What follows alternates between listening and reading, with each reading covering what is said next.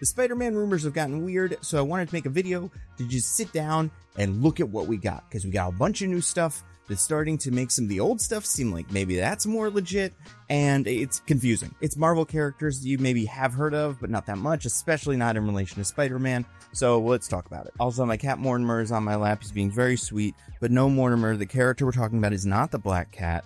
It is, in fact, a couple different characters. All right, so we've been hearing a lot of rumors. Spider-Man Brand New Day started filming recently. The filming looks so cool. They're swinging around in the city. Like, I know that that's like a very put together set and stuff. They should drive that car down Times Square a couple times just for fun. Like, drive the swinging Spider-Man so we can all see it, because it's amazing. New suit looks great, but besides that, we haven't seen any other characters, any other grunts or like minor characters. There was one day of shooting that I think might be a little spoilery, so I'm not going to talk about that. But I want to talk about the potential villains in this movie. We only have 3 characters that are confirmed. John Barenthal as the Punisher, Mark Ruffalo as the Hulk, and Michael Mando as the Scorpion. Everybody else, we've kind of maybe heard a rumor that this character is going to be added, or this character, but I don't believe any of them have been confirmed. And this is why it gets tricky, because for a while, a lot of us, people like me who were just talking about this movie, working under certain assumptions. Assumptions like that Mr. Negative would show up in this movie, a very popular Spider-Man villain, who all of the rumors had pointed to being part of this movie. Made a lot of sense for a street-level Spider-Man movie, sure. Then there were some other minor villains, Tarantula, Boomerang, Tombstone, that were all rumored to be involved, and I think they maybe still are, but the new rumor, and this is, I don't know where we got this from, but now it's pretty much what everybody is saying, Mr. Negative is not in the movie.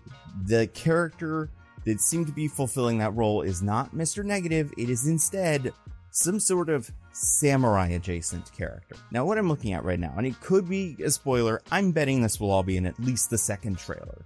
Like, I think these characters will be on the poster. But there was a leaker named Alex Perez. Now, I don't know how legit any of these leakers are, but this is one of the first leakers I could find who's talking about this character. Now, the confirmations for this character come from, I believe, on Pinterest. A costume designer for the movie made a Pinterest board, or whatever you make in Pinterest, called it Spider-Man, and it is just pictures of samurai costumes. So now, that could be a trick, but people are saying now that Mr. Negative might not be in this movie, and there are other scoopers, Alex Perez, I believe, who've been saying that Mr. Negative and the Inner Demons are not in the movie for a little while. But so you go back to Alex Perez, you say, okay, well, what were they saying? What is the movie that they were describing? It involves characters that, based on the descriptions that they have given, seem to be a male samurai and some sort of Japanese woman character, maybe Japanese inspired. The race of the character is unclear, but just like also dressed kind of like the samurai character. Now, if that's true, there is one samurai in Marvel Comics, one that matters, because there are a couple of other ones that he's fought over the course of his comic career, but really we're talking about the Silver Samurai. People will remember this character if you have seen The Wolverine, where the Silver Samurai is kind of the villain. It's unclear what's going on for a while. It kind of seems like the Silver Samurai is going to be Hiroyuki Sanada's character, but then it ends up being the old man who Logan saved in the beginning of the movie, who's trying to take Wolverine's healing factor so that he can become young again, and he has this big giant metal samurai suit that he's going to use to do that, and it looks dumb, and it doesn't work. It's a weird ending for that movie that I think, like, looking back at that movie, the first 2/3 of it mostly work. I think the relationship between Logan and Mariko is okay, but I think like a lot of the action scenes and a lot of the Logan character work is great. But in that movie, Silver Samurai was like an old man who wanted to steal Logan's youth, but it was kind of a twist villain. So I wouldn't say that version of Silver Samurai is anywhere near what you would expect from this character. In the comics, the Silver Samurai is a samurai who has the power to infuse objects with tachyon force, I believe, which gives them the energy to cut through pretty much anything and disrupt all kinds of things like constructs and magic and things like that. He basically is a sword that he can use to do whatever he wants. It's better than your average sword that can cut through anything. I'll be honest, I don't know everything about this character's backstory. Now, his character's name in the comics is Kunichi Harada. There was a different character in the Wolverine. I even forgot this guy was in there, who was an archer. He was in charge of the ninja clan. That character is technically who the Silver Samurai is. Like, that is the name associated with him, and that's kind of how he works in the comics. He is not a member of the Yoshida clan. but he is around them. And I will say, the Silver Samurai is one of those characters whose backstory has changed and more has been added to it. Basically, illegitimate son of the leader of the clan Yoshida.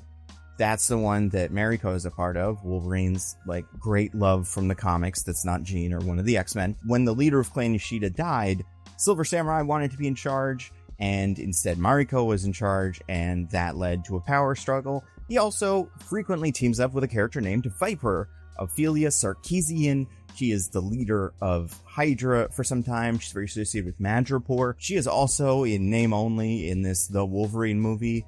But in that she is, and I've got a lot of problems with it, but she's a mutant. She's not usually a mutant, I don't think. She has the ability to create acid, and also like she can molt her skin, which I don't know. Even in the fight, I can't remember how that's useful. Most importantly, kind of for me, she's not blonde, which isn't like, that's just not the look. Viper has a very specific look, and it's just green. Black and green always. So the leak would suggest that Silver Samurai and Viper, who Silver Samurai frequently works as Viper's bodyguard in the comics, so that tracks, are involved in some way in this movie. Now, the Hand is the Ninja Clan in Marvel Comics. They have worked with the Punisher, so like maybe that ties some of them together. But like, here's my problem with this. Spider-Man has met the Silver Samurai plenty of times, I'm sure. Marvel team up, I think 57 or 54, is Spider-Man and the Black Widow fighting the Silver Samurai, and it's just like he's there doing crimes. Spider-Man stops him in New York. So those are the kind of stories that you would expect. But like the Silver Samurai, he's not a Spider-Man character, he's an X-Men character. He fights Wolverine, sometimes he fights Daredevil, again because of the ninja connection, and Elektra, and sometimes he fights whoever Madame Hydra's fighting. But like, there are other characters in the MCU that I think I wouldn't be shocked if I saw a Silver Samurai. Like, obviously Wolverine is the main one, but even like Daredevil or that Punisher spin-off, like those would kind of make more sense for him. So it's really, really strange that he seems to be a big player in the Spider-Man movie. One thing that Alex Perez said is the Silver Samurai in this movie is somewhat like technology. And the Silver Samurai traditionally is just a guy in a samurai suit who has a magic sword. Not magic sword. He has a sword powered by his mutant energy. And also he has a ring that lets him teleport sometimes. But like, this version apparently is sort of cyberpunk, which is interesting. I've even heard, and I don't even kind of understand this, but he may even be connected to AIM, which AIM doesn't exist in the MCU. AIM is like a think tank created by a guy, and that was a front for experiments, and that guy exploded or whatever. I don't know what happened to him. And then all the rest of those guys are dead. So what is AIM? And, you know, do I love the idea that AIM is back and is something? For sure. Is AIM one of those organizations? Like, Viper, I feel like, is in charge of Hydra sometimes. I wouldn't say she's like an AIM person. But again, it just feels, it feels very, very mush. I just don't understand what this movie is. There's also people saying that maybe testing Daniel Cretton, who did, obviously, Shang-Chi and Legend of the Ten Rings, who's working on this movie, maybe he's going to introduce Shang-Chi. And those are like super rumory, because I have to say, the person saying, we've heard a lot of Marvel characters, like characters from the MCU, a bunch of them are going to show up. And if that's true, it would make sense that the other movie that this guy has made would connect directly to this. You could, I guess, throw in some Ten Rings characters if you want. See, the Ten Rings, the problem with the Ten Rings is, while it is a global organization, it is primarily a Chinese organization. The characters in the Shang-Chi movies, I'd say, are largely Chinese, so it would be a little weird if we just started throwing in the Silver Samurai. But I don't know, I guess it's kind of from around there. There aren't a whole lot of supervillains besides Mr. Negative, which is why he fits so well. One more thing, because the Alex Perez rumor reminded me that this was something that we thought might happen for a while. Remember when we were all talking about Spider Island, the story where everyone turns into spiders because of like a bioweapon or so? I can't remember what it is, but that story involves the Spider Queen, and it takes place after Brand New Day, the comic like storyline, not the movie obviously, but like there was a while where it seemed like an actress, someone a little bit older than Tom Holland at least, was going to be playing the Spider Queen, and we never heard anything about that. I want to say Sarah Snook was rumored for this role, and like, it is possible that we're getting a movie with Scorpion, Punisher, the Hulk, Spider-Man, obviously, Silver Samurai, Viper, and the Spider Queen. And I don't know, there have even been rumors now that Sadie Sink is playing Gwen Stacy, which at this point, sure, Maybe it would be the Gwen Stacy that is Ghost Spider that's from another universe.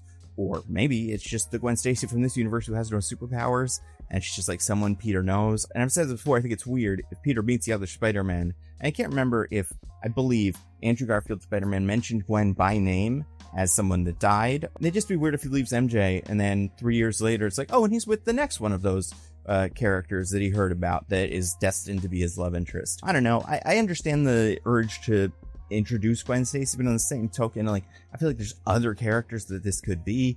But I mean, anything could happen right now. Like, I think in the next couple days, because they're filming this, we'll probably see logos or characters or stand-ins or something. And I'm really, really curious, because they'll probably have to cast actors, right? Like, we don't know if the Silver Samurai's in this movie. We don't know who's playing him. We don't know who's playing any of these guys. Maybe this is Steven. Again, not Japanese, Korean, but still, everybody was fine with Mr. Negative, I guess, so why not? I mean, like, it's just, I just don't know. And, like, partially, I am kind of impressed by how much these MCU Spider-Man movies are kind of doing their own thing. Like, No Way Home is not an established Spider-Man story. It takes certain elements of, like, Peter wanting people to forget things, using magic, and then the idea of, like, a group of 5 or 6 Spider-Man villains all working together. But, like, that's not Kraven's Last Hunt or any of the Spider-Man runs that people are familiar with. The same way that, like, when an X-Men movie comes out, you kind of go, oh, what are they doing? Oh, I see, they're doing the Dark Phoenix story, or they're doing God Loves Man Kills. Like, with Spider-Man, all of the MCU Spider-Man movies have just kind of been their own thing, and this is easily the most of that. You know, would it be cool to see Spider-Man fight a samurai? I guess. I don't know if it's like, he's not a sword fighter. It'd be cool to see someone who has sword fighting abilities fight a samurai. But I don't really know if any of the characters we've talked about could do that, besides, I guess, Shang-Chi, who's, you know, the master of martial arts. You could also, I guess, maybe say the Punisher could do it if he practiced the blade over the last couple of years. Like, I don't think we've ever seen him with a katana, but screw it. Maybe he'll do it. I don't know. And I will say, I've got a video coming out. It's going to be on Nebula soon. That is my next Nando V Movies video. That is about the villain groups in the MCU. And specifically how some of them have kind of failed, and how the MCU is in a weird spot. Maybe they should take one of the other ones and retrofit them into something they can use. I talk mostly about the Serpent Society is the group that I'm talking about. But I touch on Hydra and AIM and the Hand. So it's really weird now that maybe AIM is back. Or maybe the Hand is back. Which means I gotta finish that video. And when it's up, you'll be able to find it early on Nebula, the subscription streaming service that I and a bunch of my YouTube friends helped to create. And basically the pitch for my channel on Nebula, all my videos go up early and ad-free on Nebula. So like this video, you're watching it right now, it was on Nebula just maybe like a couple hours before it went live. But like my next video on my Nando V Movies channel, which is what was Phase 5 about, that's going to be up probably like a couple weeks early. So like you get access to the videos early, ad-free. Lots of other YouTubers you already like, some of them who talk about comics and movies and stuff like that, are already on this platform. You got Patrick Willems, Captain Midnight, Princess Weeks, just added Shea Frillis Productions, who I love, obviously, and we're always adding more. Then we also have originals that we do. These like really high quality productions. Sometimes they're like videos. We've done documentaries. We did a play once. We're doing a series soon that is a scripted drama. It's an anthology in the vein of Twilight Zone and Black Mirror, but instead of being about science fiction stuff, it's about complicated human relationships that take place in New York City. And one of the episodes, called Power Trip,